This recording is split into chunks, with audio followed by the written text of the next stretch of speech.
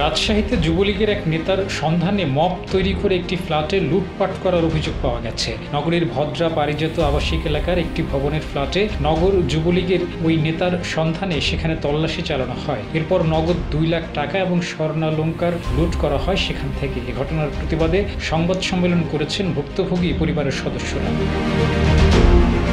5 জুলাই শনিবার সকাল 11টায় নগরীর একটি রেস্তোরাঁয় সংবাদ সম্মেলনে লিখিত বক্তব্য পাঠ করেন সেই ফ্ল্যাট মালিকের স্ত্রী। তিনি বলেন, 3 জুলাই দুপুর আনুমানিক 2টার দিকে তার মেয়ের জামাইয়ের ভাই মাহমুদ হাসান সিসিল একদল সন্ত্রাসী এনে তার ফ্ল্যাটের সামনে মব সৃষ্টি করে বাড়িতে থাকা নগদ 2 লাখ টাকা এবং স্বর্ণালংকার লুট করে নিয়ে যায় এবং তাকে নির্যাতন করে। এ সময় তিনি বাসায় একা ছিলেন বলে জানিয়েছেন।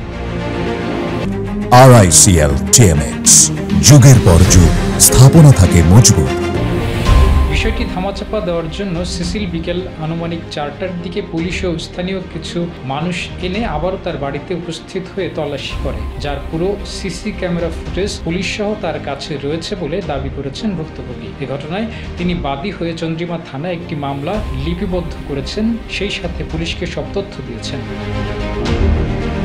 ভুক্তভোগী বলেছেন, মব সৃষ্টিকারী সিসিলের এসবের পেছনে রয়েছে পৈতৃক সম্পত্তি আত্মসাৎ করা। ভুক্তভোগী জানিয়েছেন, তার জামাই মেহেদি হাসান সিজারের বাবা রাজশাহীর একজন পরিচিত ঠিকাদার ছিলেন। তিনি 2021 সালে মারা যান। এরপর তার রেখে যাওয়া বহু মূল্যবান সম্পত্তি দখলের জন্য নানাভাবে হয়রানি ও ভয়ভীতি প্রদর্শন করে আসছে সিসিল। সম্প্রতি মবকে আশ্রয় করে সে ভয়ভীতি শুরু করেছে।